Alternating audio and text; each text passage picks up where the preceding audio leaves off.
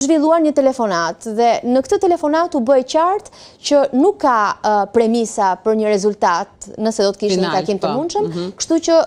pala amerikane e ka pezulluar deri në moment të pacaktuar. Ajo që mësohet dhe po raportohet është që nuk ka gatishmëri nga Rusia për të ngrirë konfliktin në vijën aktuale, që do të thotë të gjitha teritoret që ka pushtuar në lindje të vendit, që janë një pjesë e mirë e Donjeskut, i gjithë Luhansku dhe gjithashtu një pjesë e mirë e Zaporizhas dhe Hersonit, do të kalonin në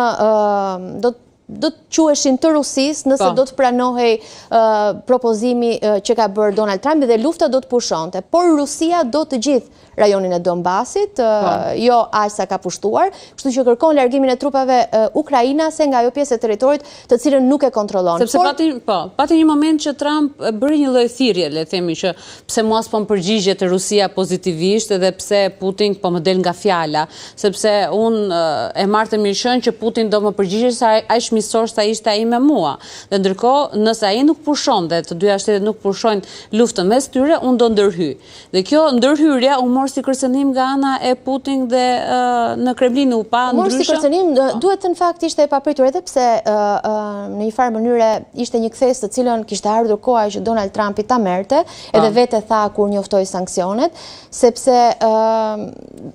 po krijoi përshtypja që në një farë mënyrë presidenti rus ishte duke manipuluar, sepse nuk është hera e parë që zhvillojnë telefonata,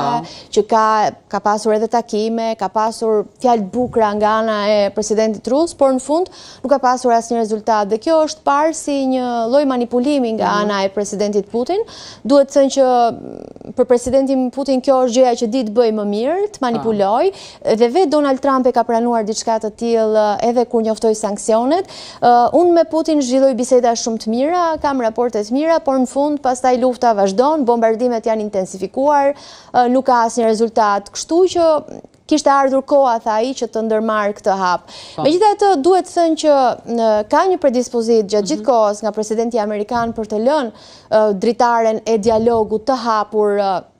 sa i përket luftës në Ukrainë. Sigurisht sanksionet e ndërmarra janë të rëndësishme, sepse kompanitë e shënjestruara janë kompanitë më të madhe të naftës ruse. Dim që shitja e naftës, tregtia e naftës është dhe promotori që mban të ndezur motorët e kësaj lufte në Ukrainë,